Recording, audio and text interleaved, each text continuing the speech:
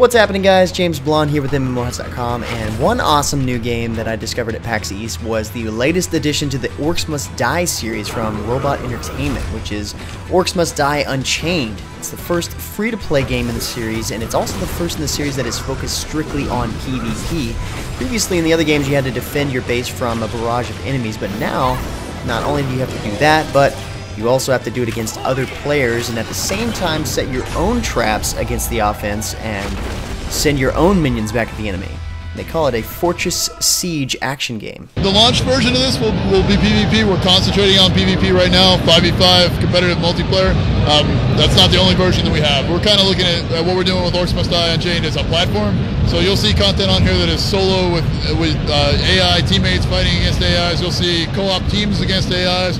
We'll probably do straight up solo content at some point. We'll do 3v3s, but we're starting off pretty small company. We're trying to stay focused. We're trying to get the best game out when we can.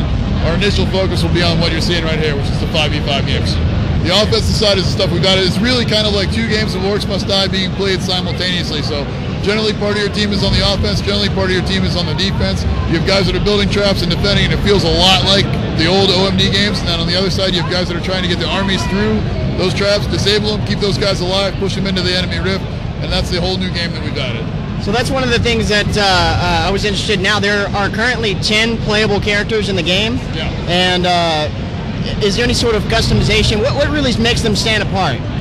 All of the characters are designed to be different. We want the characters to be as unique as possible. We're tested 10 of them right now, and those are also out on the Founders version of the alpha, the technical alpha that we're running right now. So those guys are playing with the 10 heroes here and helping us to get them balanced and fun. They have a couple abilities that need to be worked on.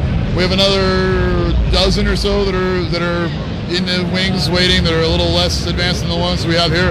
We'll start to introduce those guys over time, and we have plans to push more and more of them out. They all kind of follow, they have a bunch of different abilities, but they follow sort of a template. You have a weapon that has a primary and a secondary. You have an ability that's, for most of the characters, that's passive around them. And you have an ability that's bound to Q and an ability that's bound to E.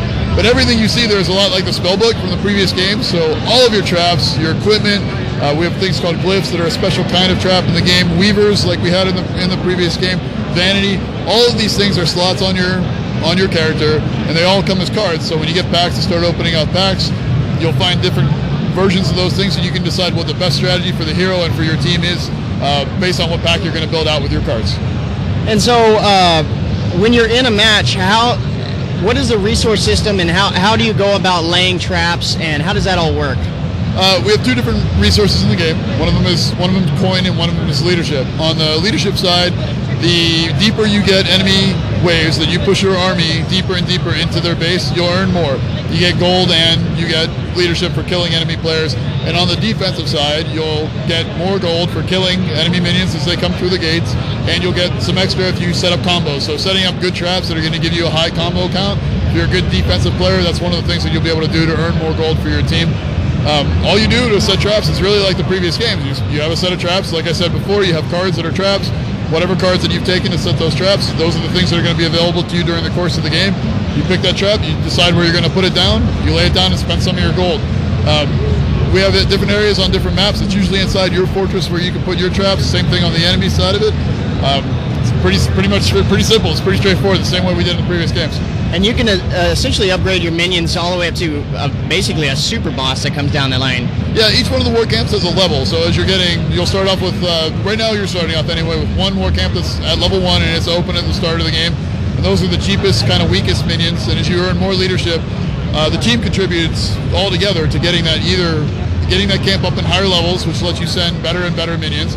Or there are locked war camps also on the map, and you can decide strategies versus opening up multiple camps to attack from multiple directions at once, or whether you want to get a certain camp up to a certain level. And there are some heroes, for example, that have relationships with units that only come out in, say, 3rd or 4th level camps. You might decide your team is going to rush to try to get those out. We have certain guys that are better when they're attacking from two sides. You might want 2 low-level camps open before you want to get one up to the high level. There's a lot of, depending on your team makeup and what your opponents are and what map you are, there are a lot of different strategies around what camps you want to upgrade. Sounds awesome. So how do players get into the game so far? Right now we're in our technical alpha stage. We've been playing and testing the hardware for a month and a half so far. When PAX started, we started to invite people to buy into the Founders Club. If they want to get in on Founders, they can go to our site right now and you can buy into Founders stuff and you can start playing with us today and giving us feedback on the game today and helping us shape the game today. We will roll into a closed beta shortly thereafter. We have priority access on some of the Founders packages too, so some people can get in that way. We've been inviting some people from the community into it over time, guys that contribute more to our game or have to the previous games in the past. We've just been inviting them in and around, I don't know, let's say if we get lucky, I don't want to curse myself here, but let's say late summer, early fall, we'll probably get into closed open beta around that time, so we'll start to invite more and more people in or just open the floodgates around that time. And if we get lucky then around fall, I imagine we'll be in pretty good shape for anybody coming on board. That sounds awesome. It looks like it's going to be really exciting for the fans of the Orcs Must Die series, and the game looks awesome. Looks really fast-paced, siege style. Yep. And thank you so much for having me. Yeah, anytime.